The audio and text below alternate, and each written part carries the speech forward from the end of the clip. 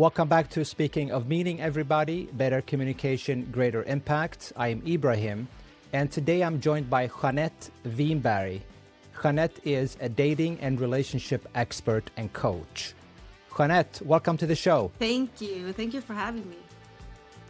Can you tell me, how did you end up becoming a dating coach? Oh, that's such a long story. So do we have 2 hours, 3 hours? No, actually, I separated 20 years ago from the dad of my 2 children.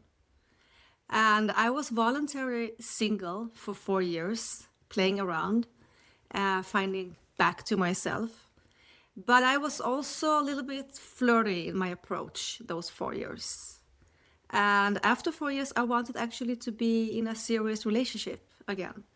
But I had the same approach, like a little bit appeal. I was a little bit cold. I didn't let someone in, like anyone. I was basically on the surface all the time, but I didn't realize that. So I was dating those 2 years, wanting a relationship, but ending up with the same kind of men as the previous 4 years. And I was really, what is wrong with all the men? Because, of course, it was nothing wrong with me, right? What is wrong with them? I was actually thinking that, for sure. And there has to be something that I can do or find or get some help. Because I had my own company in health and 2 small children. And I didn't want anyone to waste my time. I was really in the masculine energy back then. So isn't there any matchmaker? And I looked around, there was no matchmaker in Sweden. And I was like, we can't have it like this. So I started a matchmaking firm. I became the matchmaker, yes. And from matchmaking, I converted it into coaching. And today I work as a dating coach because I realized the work is needed to do within yourself. It's not only to get a match. It's not that easy, even if it's good. It's a good option. But so that is how it started. And that is when the matchmaking firm was born. So it's a long time ago. Yeah. Yeah. How long have you been doing this, Jeanette? How many years? I would say 13 years, something. 13 years. Yeah, something like that. We were the first in Sweden, actually, in matchmaking. So, yeah. And you also have 2 podcasts, right? I have 2 podcasts. I have one in Swedish, Relationsrummet, and I have that together with some ideas. So it's a male and a female, and we always fight in that pod. No, but it's very nice. It's two angles, right? So it's very interesting. We talk about relationships, and then I have my English one, and that is The Answers, and I'm also talking about relationships and communications, and a bit spiritual as well, I would say. So your area is dating and relationships. Yes. And I picked up something interesting when you were talking, when you were telling me how you ended up becoming a coach, and that is, you said you were in the masculine energy. Yeah, for sure. What did you mean by that? We have masculine and feminine energies, like yin and yang, hot and cold, light and dark. And we all have them. But the masculine energy is like the mountain. You are working for results. You are the protector, the provider. You think pragmatic. You use word as thinking, not feeling. So you move ahead, And the feminine energy is more intuitive, receiving, the warm, connected to the feelings. So we need both. But when you're stressed, or if you work from fear, maybe you lean toward the different energy that is not supposed to dominate you, because I am masculine in work, but I want to be in the feminine, receiving the softness when it comes to relationships, the romantic. And I was leaning toward only the masculine energy, the results, the control, the thrive. It's a lot of control, which is based in fear, of course, because when you have control, you just, it comes from fear of being seen or left or something like that. So we need both, but we are dominant when it comes to the romantic arena. Definitely, we need polarity. So I was in the masculine, searching for masculine men. So it's like two in the masculine, and that can't happen. Oh, so you're saying if you are in the masculine energy, Yes. you're not gonna attract the masculine. No, you can't. You can in the beginning, it can be passion, but it will fade out. And when I'm talking about energy, it's not gender. I'm not talking about man and woman. I'm talking about masculine and feminine energy. So even if you are gay or in the same gender, you still need polarity in the energies. And you can shift it. It can be a shift. You can be sometimes in that energy and sometimes in that energy, but you need to have polarity. So as I was in the wrong side, I was only in the control and the fear. I was fear-based. I was so high in the masculine, not at all in the contact with my feelings. That is what the men saw. That is attractive maybe sexually and, flirting. But there was just no connection. There was no deepness because I came from fear. Yeah, I was much more in the thinking and the result than, receiving. True love is So easy. you can be. Yeah, sorry. No, I'm sorry. Yeah. Go ahead. No, true love is easier than to be loved because it's much more vulnerable to be loved, right? Because then you need to receive. Yeah. Oh, the receiving part. Yes. Is that what is the most difficult in with people? It is. To actually allow themselves to receive love? Yes, for sure. Definitely. Yes. And how do they communicate that? How do you, if I would like to know if I am not allowing myself to receive, how would that look like in real life? Control. Always in control. You want to have, the, how can I say, the guarantee. You want to know the outcome. So you are spinning in your mind, creating outcomes that does not exist. And you put fear into that outcome. But that outcome doesn't exist. It's just in your fears. And then you need to, and you want to control things. And as I always say, you can control and you can have guarantee if you buy a TV, right? But you can never have guarantee in someone's emotions and feelings. We cannot control people. No. So we need to trust. We need to trust the process here. But when we come from fear, it's difficult, Yeah, fear is difficult. Yeah. Is it related to also self-esteem? Sure, definitely. Yes. And when did you realize that, this is the breakthrough when you were in the masculine energy, fear-based, not allowing, not receiving, and so forth? When did you shift that? And how did that happen? It took me actually very, very long. I am 53 this year. And I can honestly say maybe 5-6 years ago. So it happened like brick by brick. It didn't happen like overnight. And how it happened is that I met people and I was in situations, and especially one relationship that I had triggered me so much I needed to face my own fears. So sometimes we need to go, through all those heartbreaks or heartaches or whatever it can be. You can meet people that just trigger it so much that you are forced to see it. And that was happened to me. So I did the work myself, of course. But I'm thankful to the people around me, also the mentors and the coaches that I've had around me. So that was like brick by brick. Today I'm very leaned into the feminine. Yeah, so it's nice. Nice journey. Nice journey. Yes. How did that person trigger you? Because being in the masculine energy, or if we take away the energy, we stick with the fears.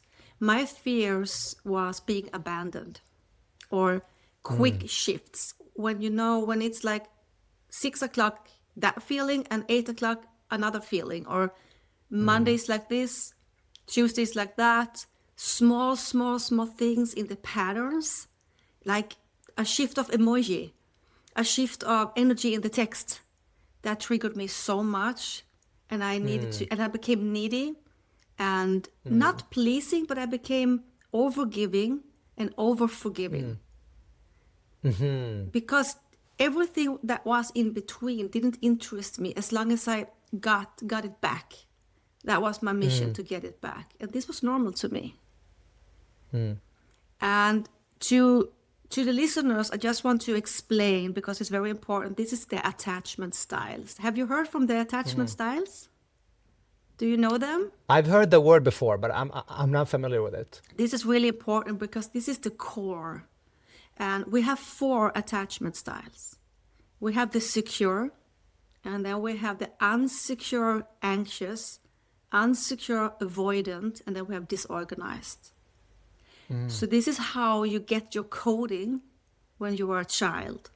So when you're safe, you get love and comfort always. It's always equal. Monday, Tuesday, Wednesday, it's always the same. It's secure. And then we have unsecure, anxious. Then you get it sometimes, but you have shifts. Sometimes you get it, sometimes you don't. Sometimes you're seen, sometimes you're not. And that can form you.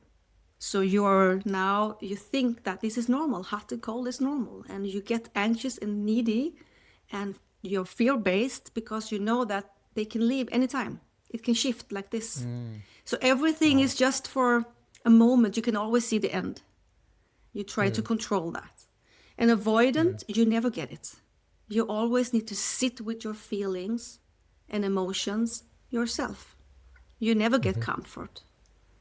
You maybe get the food and the clothing and the warmth, but you never get emotionally met. That's hard. This is the island. I call them the island because they're very difficult in that attachment style. And disorganized, that is when you are growing up with violence, trauma, maybe abuse. I mean, a little bit more drugs, alcohol, etc. So it's a mix between avoidant and anxious. So to me, I'm anxious. I'm a unsecure, anxious attachment. So for me, this was, it was the red thread in control, fear-based. They are going to leave. I shut down. I'm going to be hard. Don't get into me because I know it's going to be an ending. And you overgive, you overforgive, because that is the only thing you know. You don't know anything else. And the nervous system in our body doesn't know right from wrong. The nervous system only knows familiarity. So when it's familiar, it's safe. That's well said, yeah. Yeah. So you need to recode.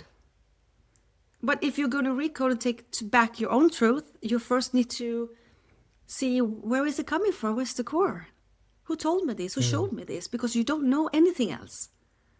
And the nervous system goes alarm, So you need to go back. Where is this coming from? Then you can take back your truth.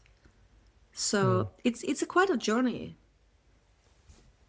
But if you do it right, it's quite possible. It's a beautiful journey. Yeah. Yeah.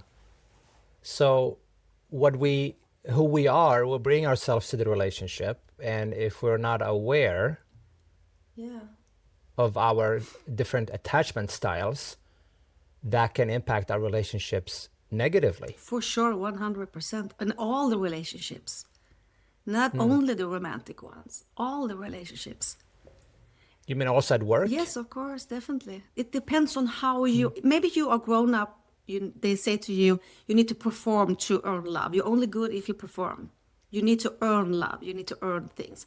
Then you get hyper-focused at work because that's the only thing that you think will come from love later. That's the only thing you think you need to do, perform.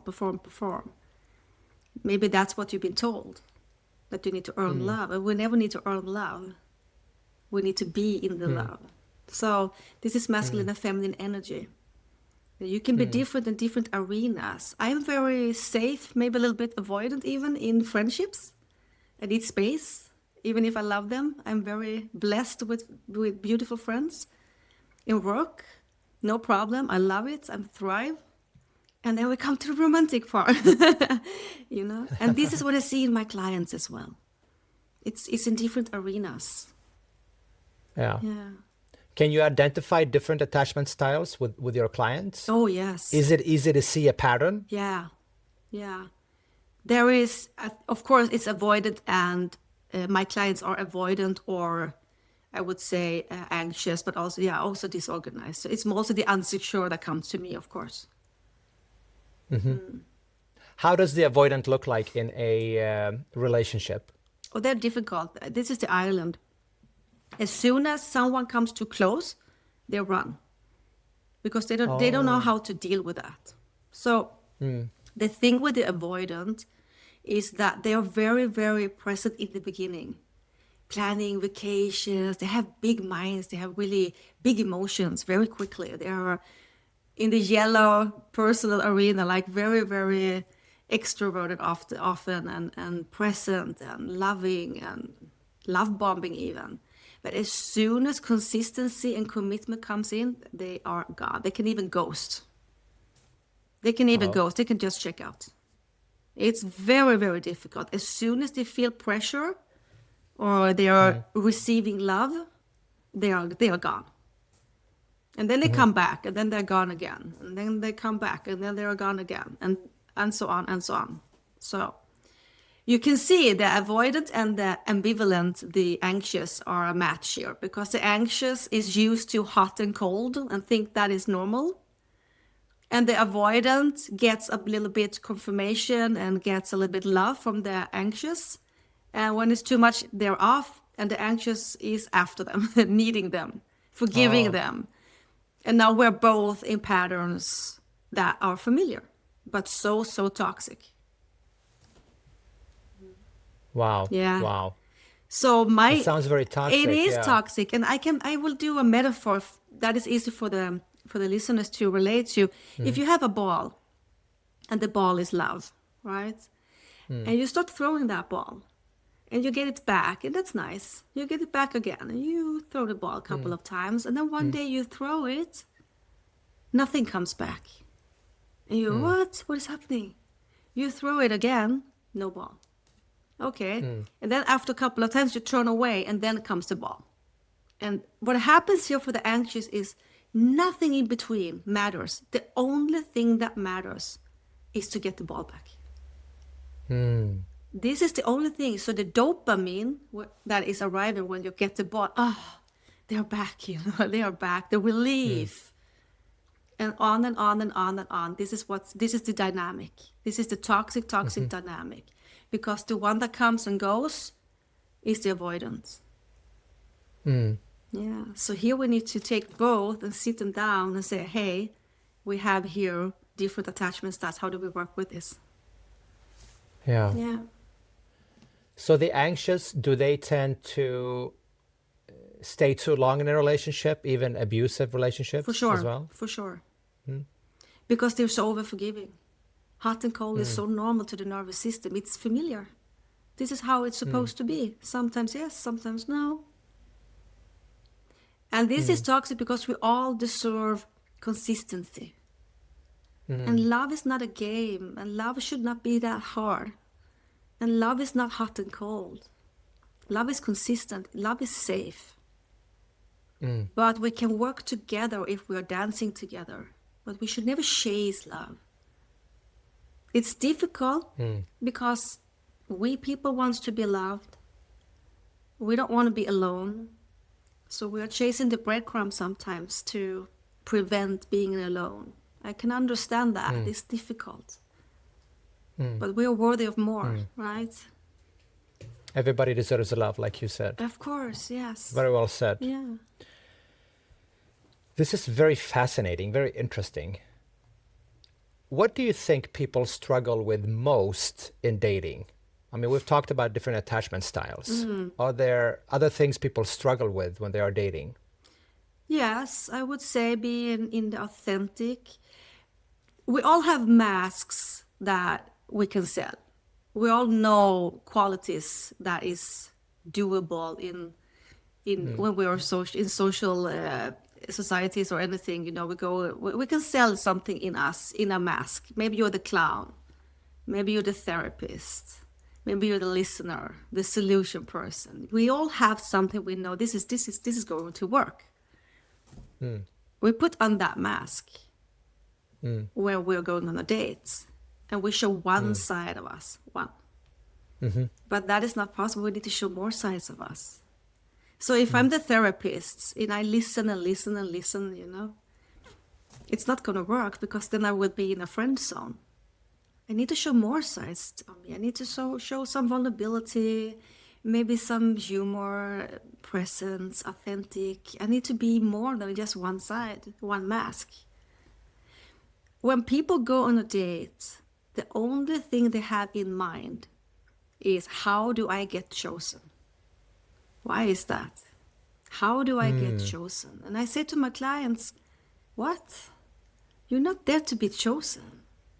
You're there to get to know a new person. Who are they? Be curious. Take away the expectations. Because they need to be a fit to you as well, right?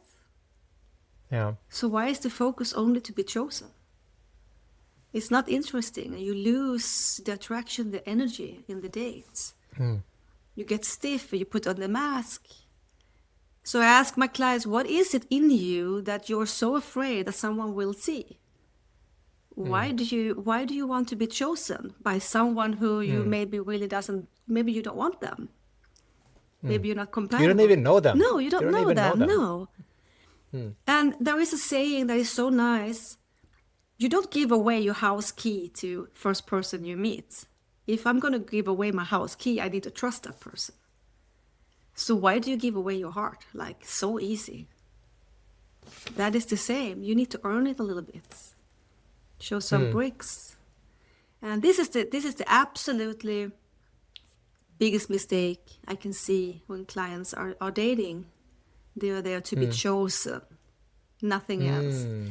And also they build up false expectations, because you know, you go on 4 dates, they are not successful. And now you already have in your mind the 5th one will also not be successful. But that is a new person. That's a completely new person. Yeah, so why not? Be curious. Yeah. So be authentic doesn't mean be yourself. Yeah. Be yourself, definitely. But what if somebody's listening right now and saying, well, I don't have much going for me. I'm really lazy. You know, I don't take care of my health. I don't go to the gym. I'm not a good communicator. What should I do? That's just sad, what you just said. We all have something to offer. We all have that value. You don't need to be anything to be loved. And if you feel like that is something different, then you should do that. You should go more to the gym if you feel you're feeling more well when you do it and you're in the best version. But you don't need to be whole in that sense to find love. Definitely not. But you need to be open to get to know a new person and to give and to receive. You need to be invested, right? That's just an investment. So I would say to them, go out and do the dating and go to the gym as well in the meantime, if you like to, you know. So there is no rule to this. You don't need to be anything to be finding love. No. But I guess, do people paint this picture that I have to be interesting, I have to have an interesting life, I have to look fit, Yeah. I have to have a lot of friends, I have to look good on social media before I can date somebody interesting or you know, find love? Sure. But if we break it down, I need to be that and that and that. That is transactional. This is transactional. I need to be this to get this. And already we're in the wrong mindset. Because love is not transaction. That's an investment. Right? So how do you become interesting? That is up to everyone. I mean, what I find interesting, the only thing I want to talk about in dates is politician or psychology. How interesting is that for someone who is not interested in those two topics? So what is interesting? How do you become interesting? You know, that's so individual. What is right for one is wrong for another. So be what's right for you, I would say. Yeah. So be authentic and be interested in the other person. Be curious, But I yes. guess get out there and start dating. Yeah, of course. It's not going to be perfect. No, it shouldn't be. It shouldn't be. What is perfect? I don't know what perfect is. I love imperfection. Yeah, that is what makes us us. So we need to be a little bit more, take away the drama from this. Don't take away the transaction thinking, and I need to be chosen thinking, and be more in your own core, in your own energy, and go out and be curious, right? And then we have a much more attractive date. And you can meet people in the supermarket. I promise you can meet people everywhere. Yeah. So if you're coming from a good place, it sounds like you need to be comfortable with who you are. You've done your inner work in order to be able to connect with other people and find love. Yeah, if you want to connect in the sense of meeting your needs and your values and your boundaries, for sure, you need to know them first. But this comes back to the attachment style. This is so easy. There is two different things. We have healing and we have mindset. And it's actually a bit tough to go into the mindset if you're not healed.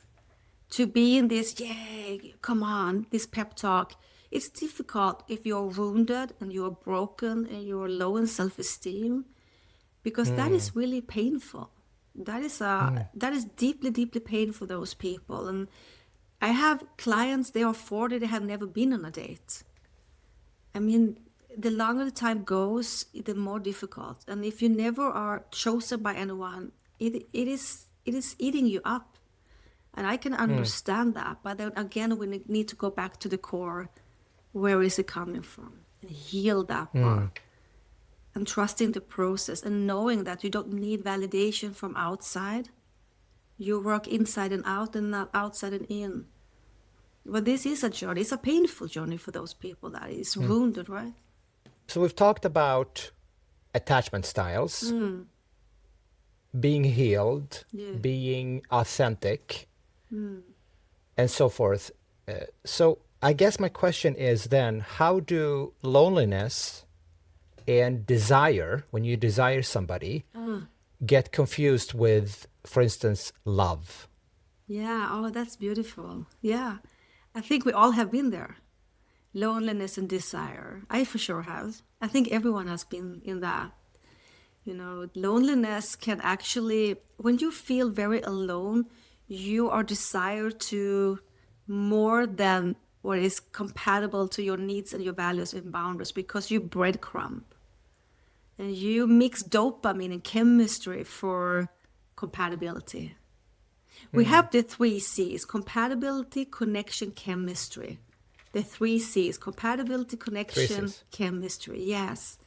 And we always need to work in that order. Compatibility, who are you?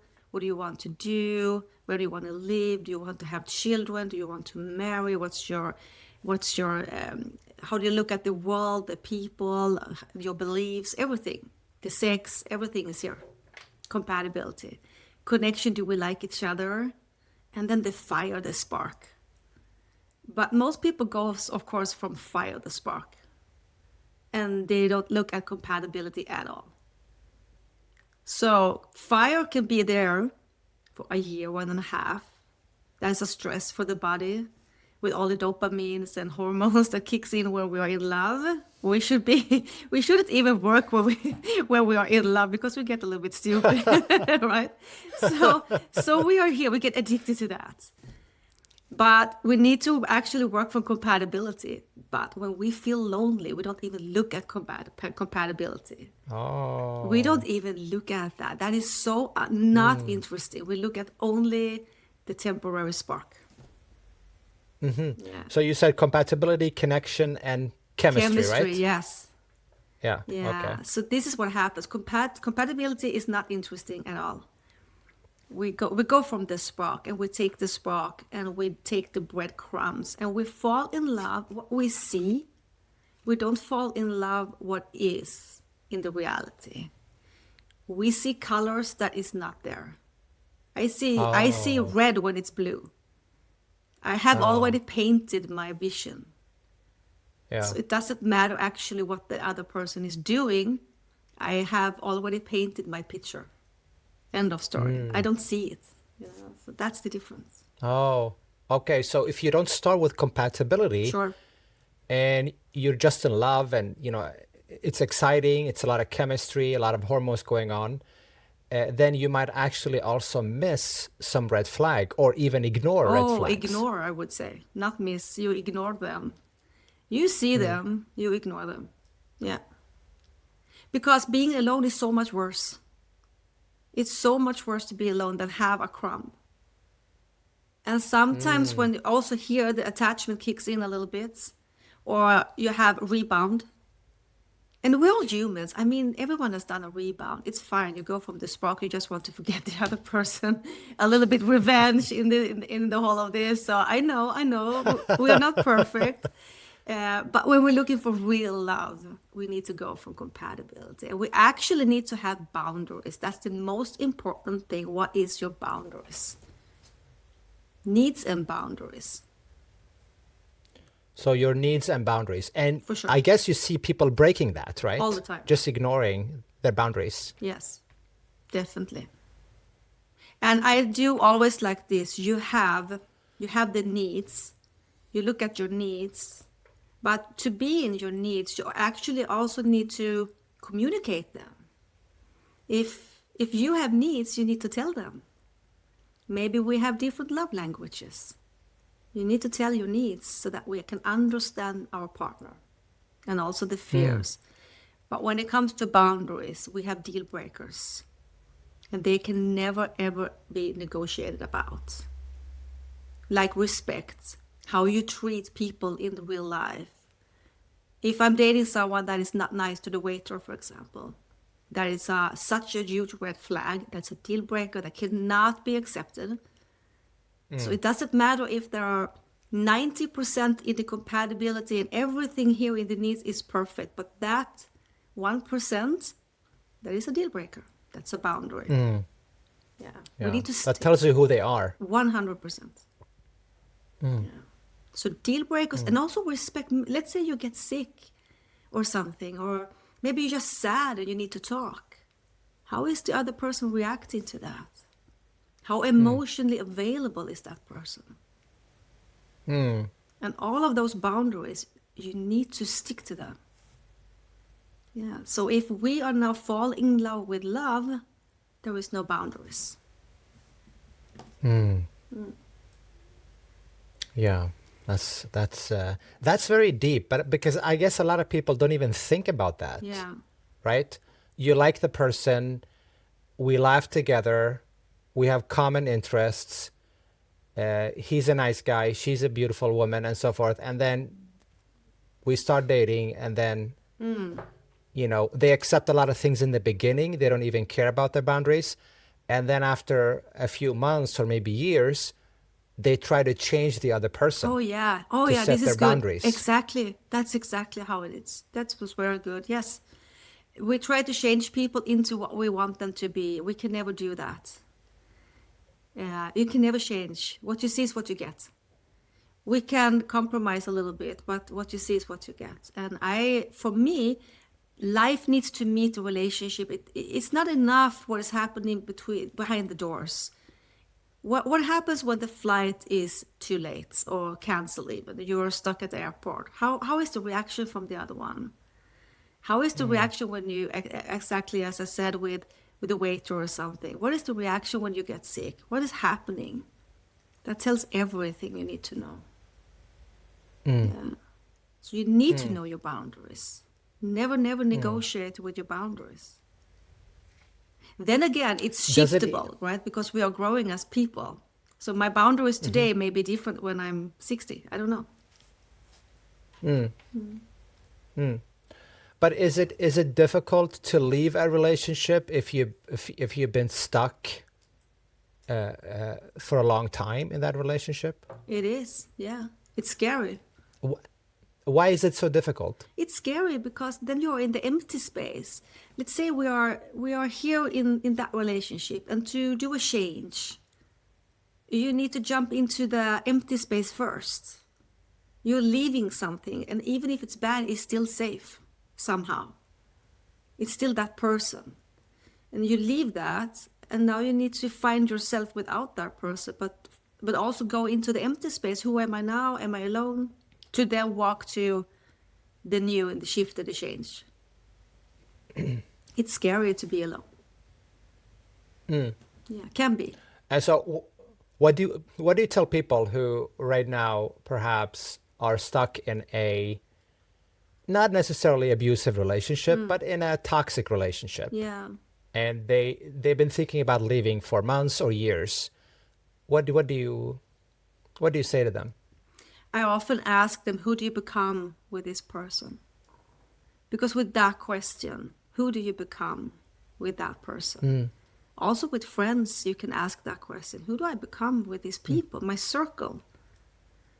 And if the answer is, I'm eggshelling, I don't tell my emotions because I don't want a conflict, I don't want to be gaslighted, I don't want to have a fight, or I'm afraid to speak or voice because I'm afraid they will leave. You have consequences in voicing yourself. Then the answer can only be leave. But before you leave, I always want them to talk to their partner so that the partner knows what's going on. Because sometimes it's because your own fears, the self-sabotaging, that creates things that doesn't exist. So if you have all these feelings, you go to your partner and say, hey, this is how I'm feeling. And then you look at the response, because that's information. And when you get the information, you can validate, and then you can make a statement. But without asking questions, it's actually not information.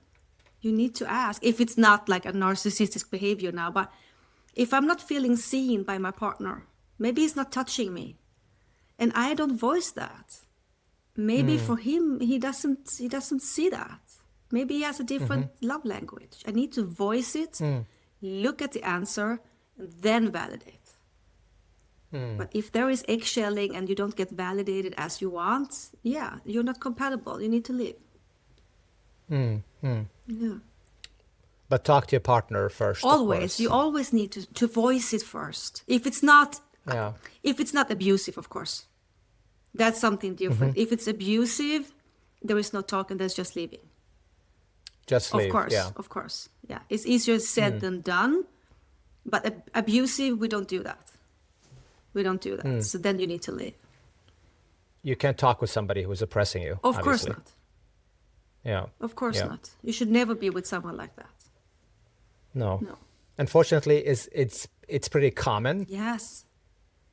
And I have abusive relationships. And it can be abusive. How can I say it? I have also been in relationships that are definitely not abusive, especially one I had in my past. Not abusive, but the reactions when I spoke my mind was too difficult.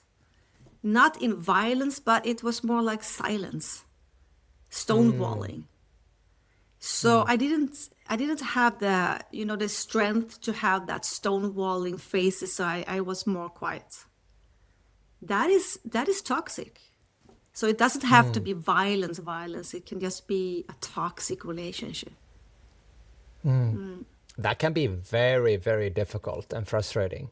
Silence is the worst. I mean, yeah. No, I won't say the worst because we still have abuse in different kinds. But silence and ghosting, that is stonewalling.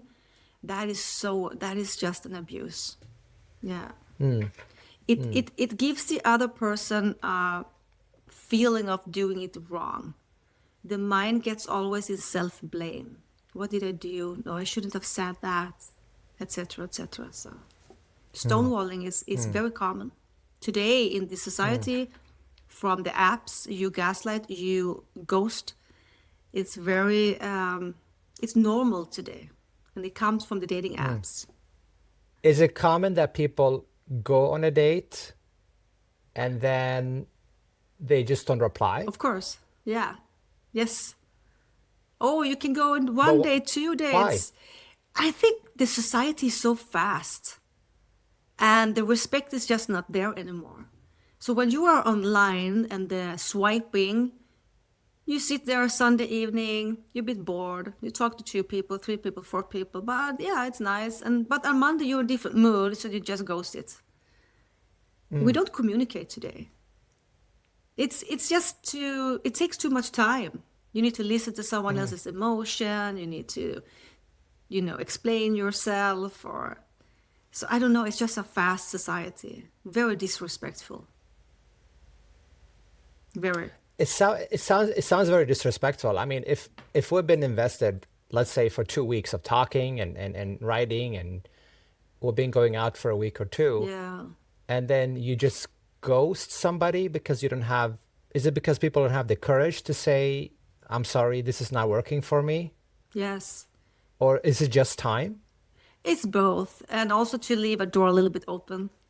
Because if you don't close it, you can always come back and say, sorry, I've been in the shower or something, You can always come back and say, I've been so busy with work. You don't really close it. Yeah. Okay, so you just move on and you look for something else more interesting in case you don't find it. Yeah, exactly. You can always go back to you can. that other person. You can, if you don't close it. Yeah. But I think also And I guess it's the owning it. We don't owe it. We don't own up to it. Yeah. Yeah. And for the person who is perhaps, the attachment styles you talked about earlier, the nervous, the anxious. Oh yeah. They're waiting for that response, and then as soon as you write, they're probably gonna forgive you and go back on a 3rd date or 4th date. 100%. This is the thing that I said about the ball. When it comes back, it's like, whew, it comes back. It was nothing wrong with me. There's nothing wrong with me. They were, of course, busy. You make all these excuses. Yeah. And when I talk to my clients about this, they are often getting very triggered when I say this, because to them, it's real love. So when I pinpoint it, they get very, very offensive. Yeah. So they become offended. Yes. But do they internalize and accept your message after a while? Yes. Yeah. I need to be very humble, but also very hard to them. I need to hold them because they need to be held. Feel secure. I'm here. I'm talking to you. I want you to see this.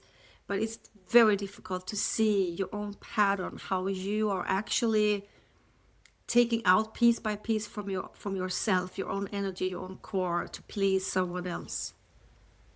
And that is the only way you know how to love. And this all comes down to resentment. You go to bed with resentment. You will resent yourself every time you go to bed, because you know that you are going to a yes when you want to go to a no.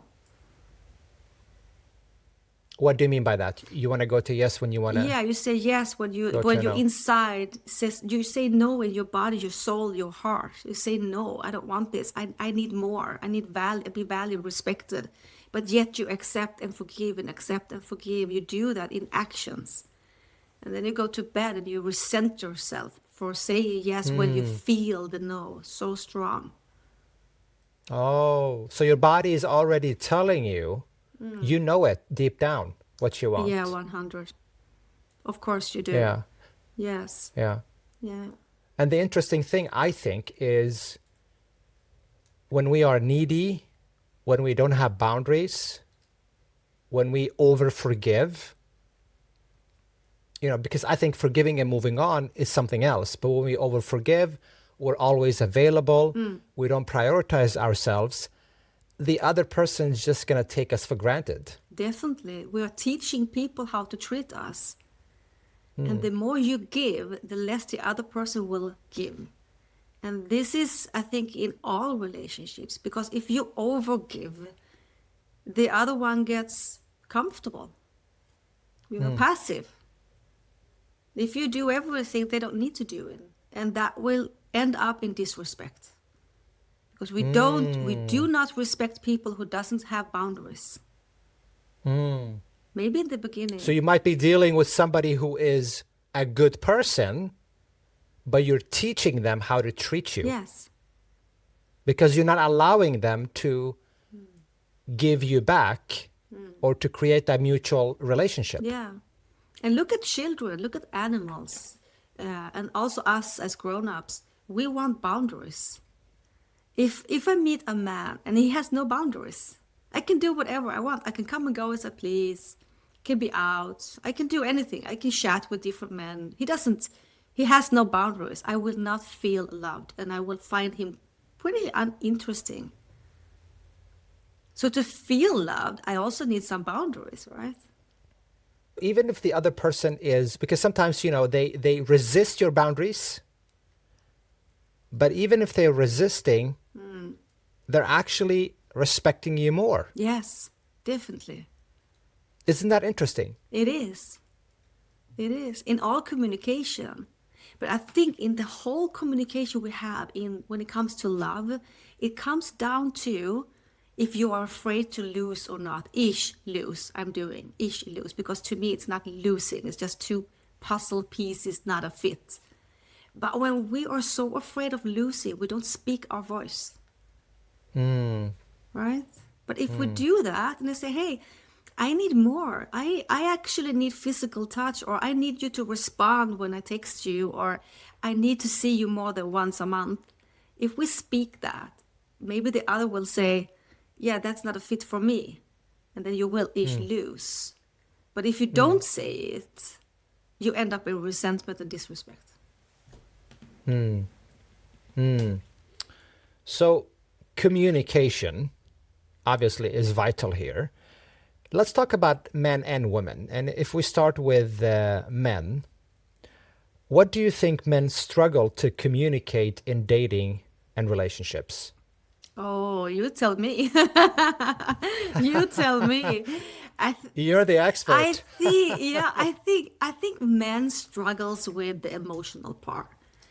To make the woman feel seen, because women wants to be seen, right? So this may be the struggle that the men actually have, to be connected to the emotion and actually validate the woman so that she feels feminine actually, and also seen. Maybe they take that emotional part a little bit too granted. Women needs to speak. Women needs to speak their minds, speak their emotions and progress, and definitely feeling seen. And I can see that lack in many, many men, if I can tell. And also maybe a bit passive. Women want men to take the leadership a little bit most often. And when men gets too passive, like a little bit Al Bundy, it's boring. So that is the men's side. Yeah. So what I hear you say is men need to communicate more what they're thinking and their emotions, and also be more of a leader. Yes. Yeah. Can you explain a little bit more? Can you give me more examples? Leader, I don't mean dominant, because we are different. No. A leader, I mean protector, so that the woman feels safe. And this, of course, is not for every woman. I go to general speaking now. But generally, the woman wants to feel safe. So if the man cannot show her safety, like if something happens, I protect you, the woman would put the trousers on and act more in the masculine energy. And now we have this thing again, that we are not in the polarity. So I think for men, it's very important to make the woman feel safe. Even if it's a woman that has 18 companies in CEOs, or like very driven in work, she still needs to feel safe and protected. Yeah. Is it also being safe in how you handle your emotions? It is. Or is it just protecting from violence and other things? No, also the emotion that she can speak her mind. I feel sad. I feel joy. I need this. Can you see me like this? Can you meet me like this? You don't need to agree.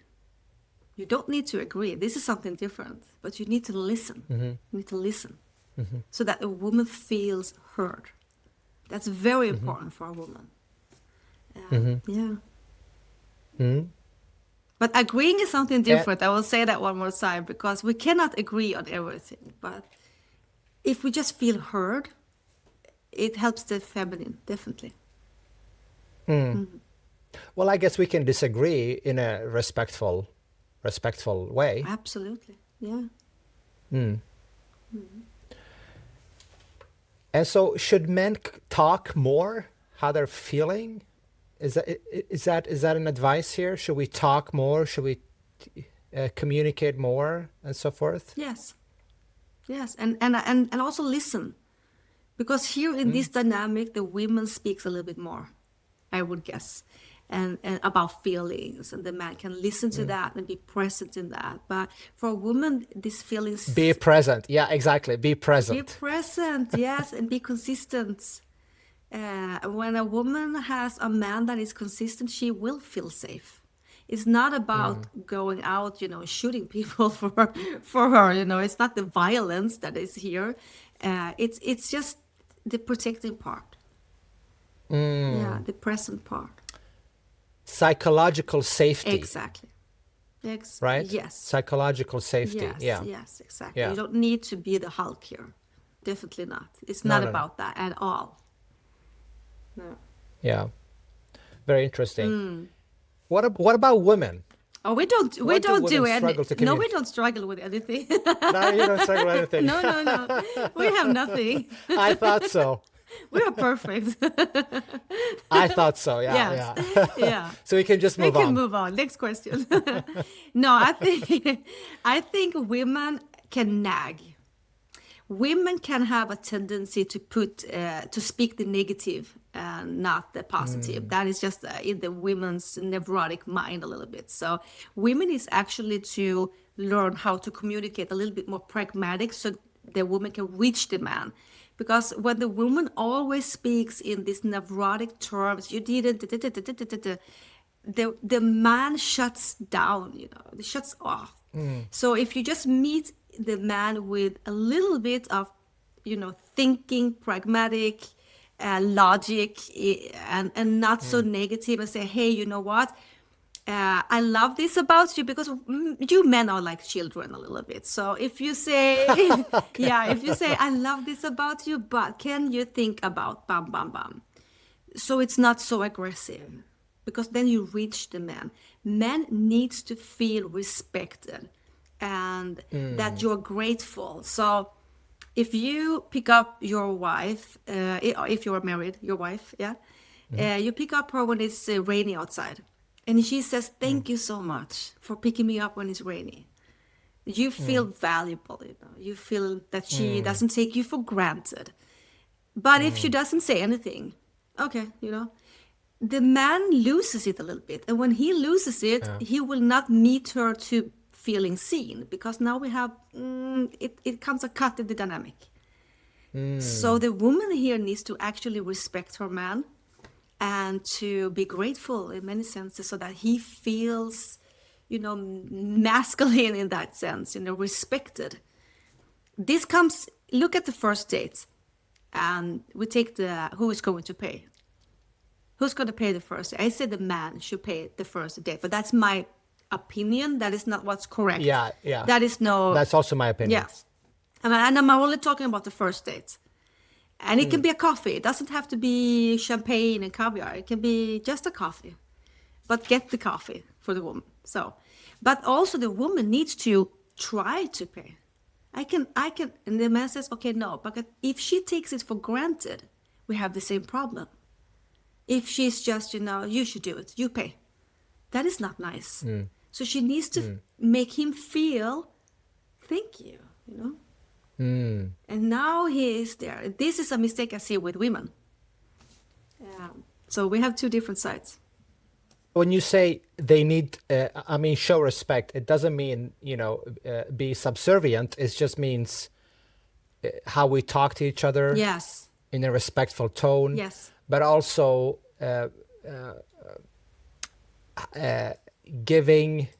showing respect with your language. Yeah. But it's different because we come from, let's say the man comes from here and the woman comes, we're doing a video. The man comes from here and the woman comes from here. And we want to go to the middle here. And the woman will show the man more and more respect if he feels, when she feels that he sees her.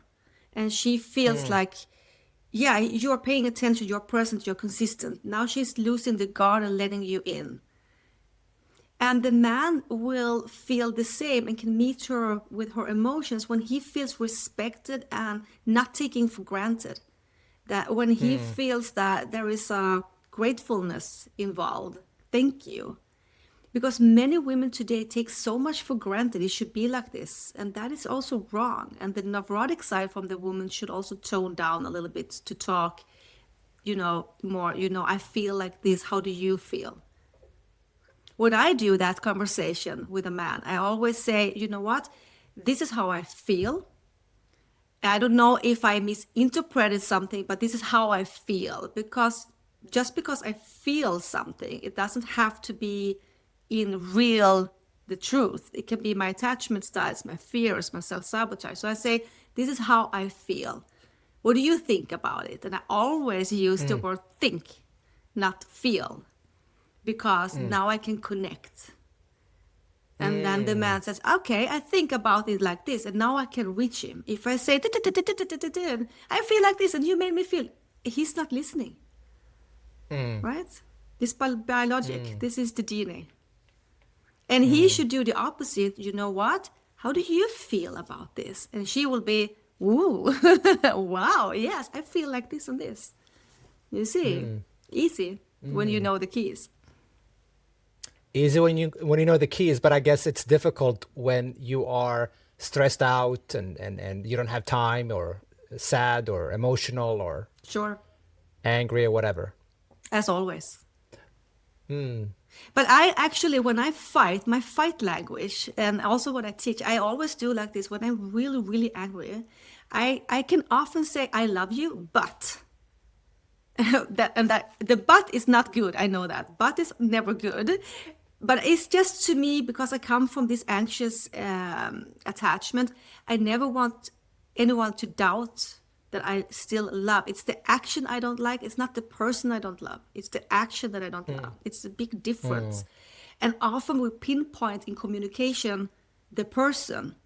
I don't love this and this and this, and I hate this and this and this, and I disagree with that and that. But it's the action you don't like. It has nothing to do with the person. You're not going anywhere.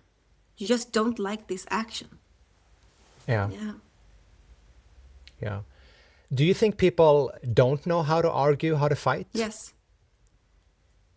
We have different fight languages. Yeah. Yeah. We have love languages, 5. We have 5 love languages. And we have fight languages. And do you know the love languages? I think there's a book, but I haven't read it. Yeah, we have physical touch, and we have words of affirmations. We have time, and we have gifts, and we have act of services, like coming with a coffee or picking up your package, so that when you're stressed, and. If we don't speak the same, let's say I have a relationship or date and he gives me gifts, but he never touches me. But maybe he says, I love you with the gifts, but he never touches me, like the small kisses. So I don't feel loved, even if he maybe does and do. And now we need to speak. What's your love language? Okay, so you never want to touch. Okay, then we're not compatible. Oh, okay. Yeah, or can I compromise? I don't know. And the same with fights. I mean, if you're not willing to compromise with a kiss or a touch, really? Yeah, I agree. Yeah. Yeah, but I guess instead of saying, this is what I need to feel loved, we attack each other. Oh, you're not romantic. You never do this. You never did that. Yes. And the other person is talking about something completely different. Well, I do this for you. And then now we're attacking each other. Yeah. Instead of talking about our needs and what we need from each other. Yes, because we project. We often work with projections. So what I feel, I want you to feel. So if I say I miss you and you don't say it back, I get, why don't you say I miss you? I said I miss you. I want transaction immediately. I come home and I, in my mind, think, oh, there will be candlelights and stuff when I come home because maybe I would do that. And I come home and he's in the shower. And I, what is happening here? You never do anything romantic for me. But he doesn't know my script. Only I know my script, right? So this fight language that we have, some people need space. When you are really angry and disappointed and hurt, there are some people needing space. 2 hours, 3 hours, 4 hours, maybe till the next day to calm down and to think. And then we have explosive people. They want to, take the talk immediately, solve it, talk about it, scream about it. So now we have two differences here. The one walk away and the one coming after screaming. We need to talk about that. We need to talk about how do you react when we are not, when we are fighting? What do you need when we are fighting? It's not so hard to give someone a bit space if the person needing space says, give me space until 5 o'clock. Now the anxious knows, okay, 5 o'clock we will talk. I can sit in the boat. Yeah. So fight languages is more important than love language. This is very interesting, Jeanette. There is so much. We could talk about this for hours. Yeah. This is very interesting. For somebody right now listening who perhaps is single or would like to communicate with the opposite sex or go on a date and so forth, why do you think approaching someone we are interested in so difficult? Oh, rejection. Fear of rejection. I think people need to be better to navigate with rejection in general, because life is more rejection than a yes. You apply for a job, you will get more no's than yes. Everything in life is, I think, so much rejections. If you see it right, it can be right redirections as well, as we say. But people don't approach because they're so afraid of being rejected. And that's sad, because to me, you're not rejected. For me to be rejected, you need to know me. You need to know me first, and then maybe you can reject me. But even then, it's just not compatible. Or I'm self-sabotaging, so I need to, heal something, change something, shift something in myself. But if I approach someone in the coffee shop or in the after work or in that party or in that work, and I get a no, that is not rejection. We don't know anything about that person's story. Maybe they are having a rough time at home, or maybe they are just separated or just started to date someone, or I don't know. Maybe they are just not attracted. That is not a rejection, right? Yeah. Yeah. I heard one time, I don't know who it is, but it was a dating coach on YouTube. I think he said something like, rejection doesn't really exist. Like, if I ask you out for a date, or if I would like to borrow money from you, and you say no, is it really rejection, or is it more of the fact that you don't have what I'm looking for? Exactly. Very good. I love it. I love it. And this is the ego. We need to crush the ego as well. We have the wounded part, but we also have an ego that's immense. Crush the ego. Why do you need that person to say yes? Maybe it's just interesting. Maybe you get 10 no's and then the 11 you get a yes. It's just to try something, to talk to someone, and to approach someone. And no matter what's happening, you still did it, so you can be proud of yourself. Yeah. So I completely agree with that he's that coach. Yeah, I mean, really, it's about asking somebody out, or asking for a favor, or going out and saying, "Hey, I find you attractive," or I'm not sure if that's exactly what you should do, but let's say I see you and I say, "I find you very interesting. Would you like to take a coffee?" Yeah. And you say no, I mean, no way it's about me. Perhaps my approach is bad, but more often it's probably has something to do with you. Yeah. Yes, you perhaps are not interested, but it could also be, just like you said, you might be dating somebody or you might be having a bad day. Can be anything. And we always project. We are so into projection with people. If I find when I'm talking to you and I maybe think that you're looking at my teeth or something, I will 10 minutes into this interview, or this talk, I will do like this. I will cover my mouth because that is what I think. So this is also projection. I approach someone, and if I get a no, I immediately project it that I'm not good enough. Oh. I project my own feelings. It's a boomerang. It's a mirror of everything we do. Every relationship is a mirror of ourselves. So even in this conversation, if I think that you think something about me, I will shift. You will notice my shift. Maybe I get more shy, or maybe I get more loud, or maybe I get more introvert, extrovert, or anything, because I see something. I believe something, I project my fear. So, okay, now I go into that coffee shop and I ask, and they say no. So I have my ego, first of all, we don't like to be rejected. But then I will project something. Oh, it must be because of bam, bam, bam. Right? So just do it. And hopefully now you are about to approach somebody. So what makes an approach feel honest, and how should we approach somebody? Oh, this is so interesting how we would smile always and never from the back. Never, never, ever from the back. Always from the side or up front. Because when we come from the back, we people tend to jump a little bit. We don't like when people come from the back.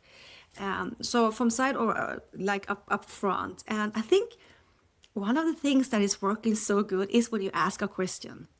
Let's say you're in a coffee shop and you say, do you think I should take the blueberry muffins or the chocolate muffin? If you do it... Oh, so you're starting a conversation. Yeah, right. Or you can compliment your bag, or what kind of coffee do you have that it looks so good. I want that too. Or you just start something. Because when you do, you have beautiful eyes, la la la. That doesn't work. It doesn't work. You get a smile back. But most often it's a compliment, it's nice. But if someone says, I noticed your energy, you're taking the room. I have to say, I need to say that to you. You're also giving a kind of a compliment, but not your body, your eyes, your hair. You know, it's you can do it in a different way. So the energy you're coming from is how the result will be. Oh, so does it mean be indirect with your compliments? Yeah. And so not direct. Don't comment on looks. No, not looks. No, not looks, because it's very difficult, especially here in Sweden. Maybe in different countries we have different cultures. If you do in Spain, for example, yeah, it's more doable. But if you are here in Nordic, no. If you're in the States, yes, it's different where you are, because this is a culture thing. In the Nordic, you need to have a little bit slower approach and maybe ask questions. And first and foremost, it's not a transaction.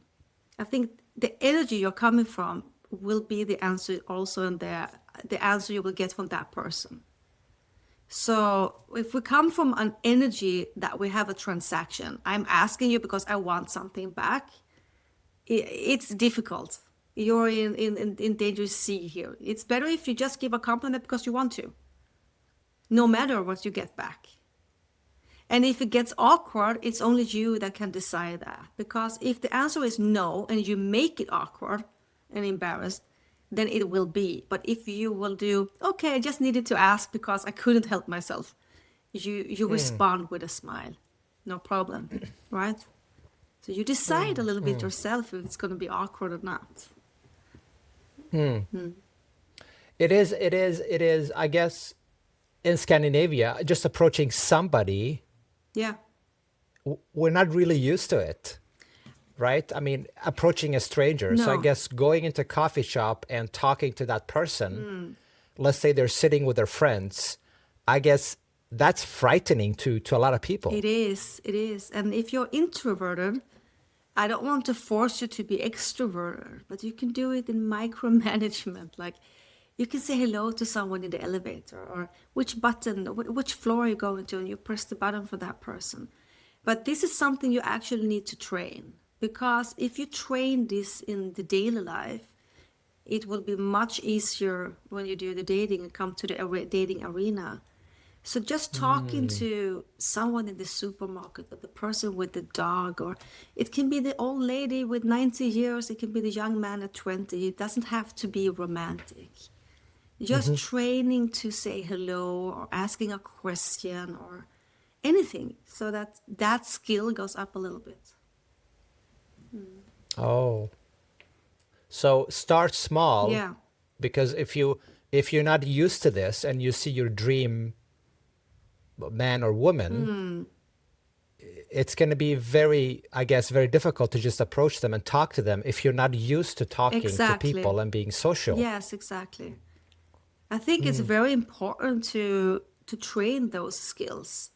And you can talk to basically anyone, and not everyone is extroverted, but just small, small, small steps.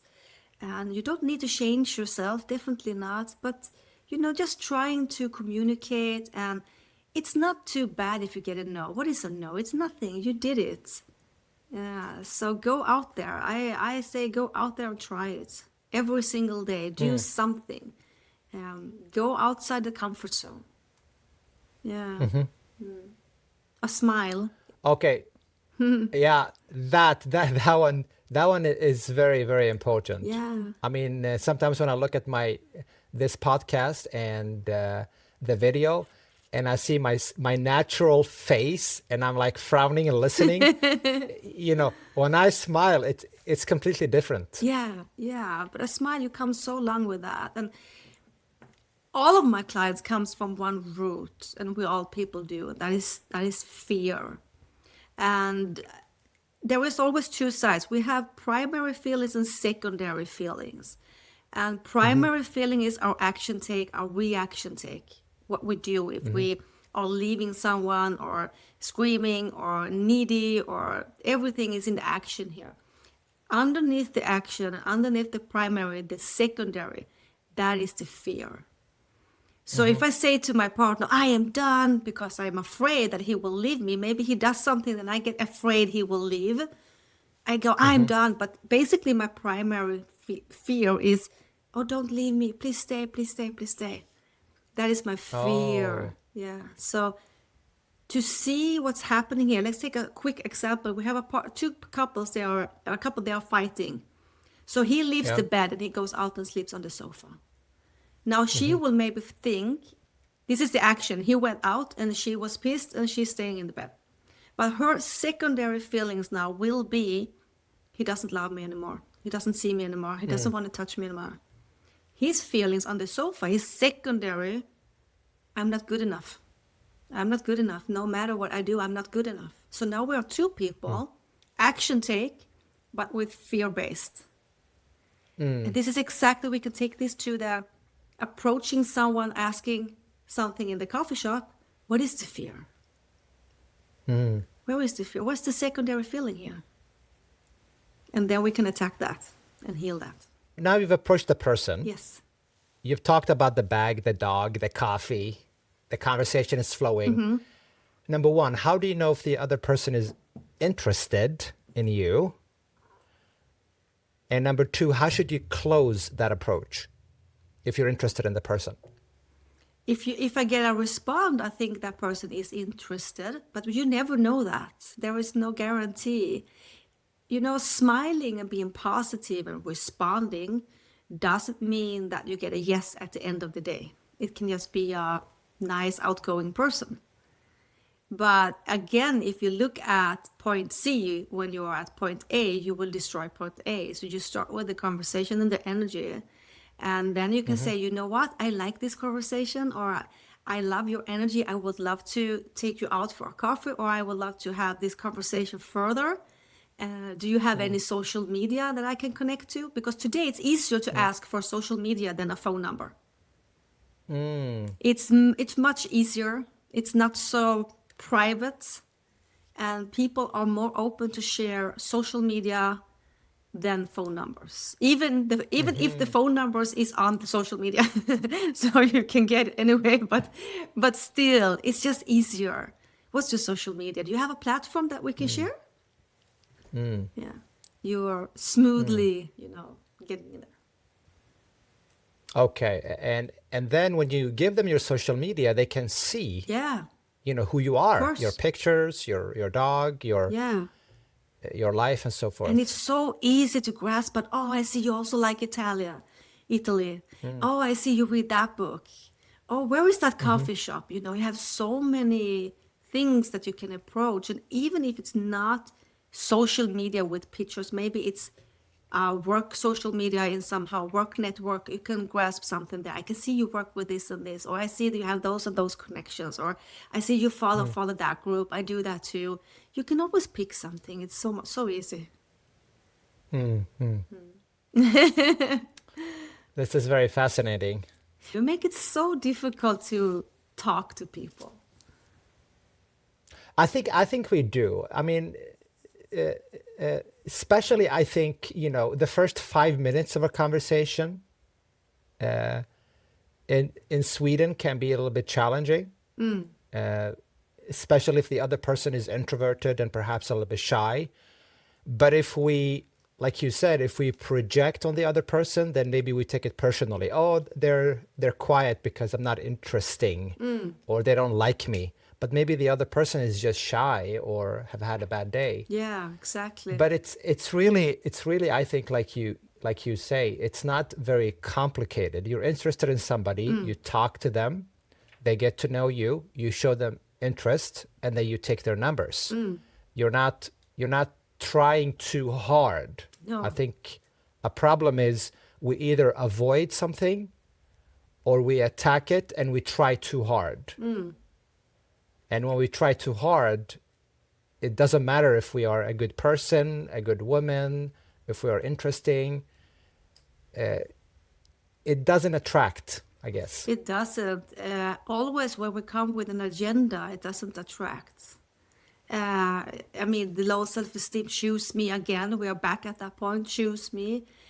If I smile at a person, or if I'm nice to a person, if I bake a cake to my neighbor, I'm not looking for the transaction. Transaction we do at work. Work is transaction, basically. But emotions are not. People are not. So if I do this baking a cake to my neighbor, it's not because I want something in return. I bake a cake to her because I want to. I give a hug because I want to. I help you because I want to. But of course, if it's a friend and I help you 1,000th time and I need help one and you say no, okay, that's information. But saying hello to someone in a coffee shop or approaching someone, that is not a transaction. That is a talk, and let's see what's happened. I was out walking in summer with a green smoothie in my hand. And there was a man with a bike next to me, and I had my earpods on with music, and I saw his lips moving. So I took out my pod and I said, what? And he said, that smoothie looks so good. What's in it? And I said, oh, it's this and this and this. Oh. Wow. Do you live in Malmö? He said. And I said, yes, I do. Okay, so you're headed for the central station? I said, yes. Okay, then I go with you. And he did one thing very, very clever. He held distance, like 1.5 meters or something. So I didn't feel, that he was coming on to me too close. He had a bit of a distance, but he was talking all the time. And at the central station, he asks actually for my social media. And I said, you can have it, but you cannot have a date because I'm not single. And he said, oh, that's fine. Thank you. You're just so nice to talk to. I will be happy to have your social media. Even though I wanted that date from the beginning, he said, and he laughed, So he did it so perfectly. Yeah. So why not? Yeah. So he didn't say, oh, you have such a nice hair, or you look wonderful today. No, he talked about he commented on something. Yeah, my smoothie. Yeah. So it doesn't have to be this grandiose, wonderful approach. It can be just simple talk. Much nicer, I would say, because if he would say, you look so nice, maybe I wouldn't talk to him all the way to the central station. Maybe I would have cut it. I don't know. I have a few more questions. I know you have to leave very soon. If somebody would like to become more attractive to the opposite sex, whether it's a man or a woman right now listening, what should they do? One thing they should do today if they would like to become more attractive to the opposite sex. I don't know if you should do anything, actually. This is the thing. You should be authentic. You should be just you. Of course, with social skills. Of course, we don't show every side of ourselves on the first date. But when we come, this is the thing. Self-confidence, we can play out. Self-confidence, I can actually act. I could act it, no problem. Self-esteem, I can never act. Never ever. It comes from the soul. It comes from inside. And if I am in my self-esteem and I'm not afraid, it will show in my energy. And I will be on that date actually asking that person, who are you? Because I will want to get to know that person. But if I think I want to ask those questions, bam, bam, bam, and I need to do, I try too hard, or I try too less, there is the mismatch. But if you are authentic, not so afraid of showing who you are, never ever say this is right and this is wrong. We don't do that. If you say yellow, I say, oh, right, yellow. Okay, I find blue. I like blue better. But tell me about your yellow so I understand where you're coming from. You're telling and I say, no, still no. I still find blue better. I don't say you're wrong.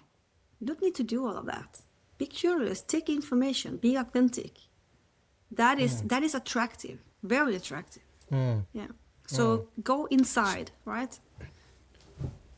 So be authentic, even if you're nervous or afraid. It's better to say, I'm actually nervous right now. I haven't done this in a while, than to pretend to be somebody you're not. Oh, 100, yes. It breaks the walls immediately. Oh, I'm a bit nervous today. Oh, tell me why. I don't need to be nervous. You're immediately there in a connection with the right person. Yeah. That's what we want, the right person in front of us. Yeah, definitely. We don't want So you have to get started. We don't want someone who we cannot be authentic with anyway. So that mask will anyway fall off sooner or later. Yeah. So it's better to be authentic from the beginning, Of course. than to pretend to be somebody you're not. Yeah, definitely, because that's a lie. You're selling a lie. Jeanette, 2 more questions for you. Yes. And the first one is, what makes love meaningful?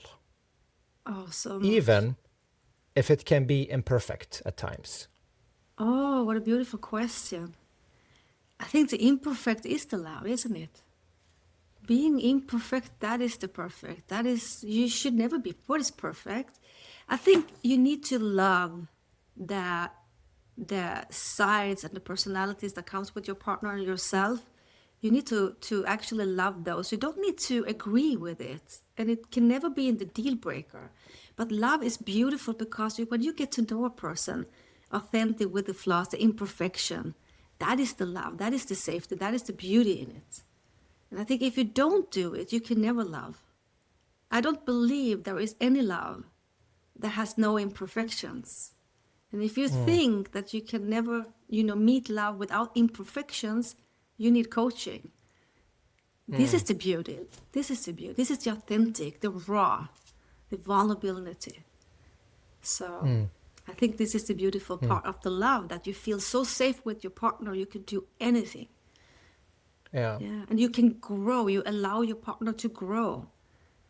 Because if you don't allow your partner to grow, you're not involving the love, right? So I think this is also something you want to see your partner grow.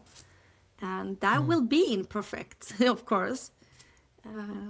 No, that is the beauty in love. Yeah. You keep getting back to being authentic, being imperfect. Yeah. Yeah. Because we are all a bit broken. Every one of us have something. And if we can never share that or heal that, who are we? We also need to be in trust of the process. And I think love is so beautiful with the imperfections. Yeah. Can you imagine meeting a partner where everything is like perfect, and the person says, no, everything is perfect. I have had the best life. I never done anything. I don't have any flaws. Everything is good. It becomes shallow, right? We need to love that. It doesn't exist. It doesn't exist. No. So yeah, that's the beauty of the love. Embracing someone else's imperfections and loving that. Embracing somebody else's imperfections. Yeah. Jeanette, before I ask you the last question, is there something I should have asked you about dating and relationships that I haven't asked? Something important that you think I would like to talk about this. Ibrahim hasn't asked me about it. No, I think actually we covered this. I think the key thing also for listeners to take with is we shouldn't be so much in interpretation, interpret things that is not in front of us, seeing things that is not in front of us, or actually the opposite, to actually see what is in front of us and not interpret something that has to do with our wounds. Everything comes down to, who am I? What is my coding? What is my reactions? What is my fears? How do I act on it? What do I self-sabotage? We always should do the self-accountability first.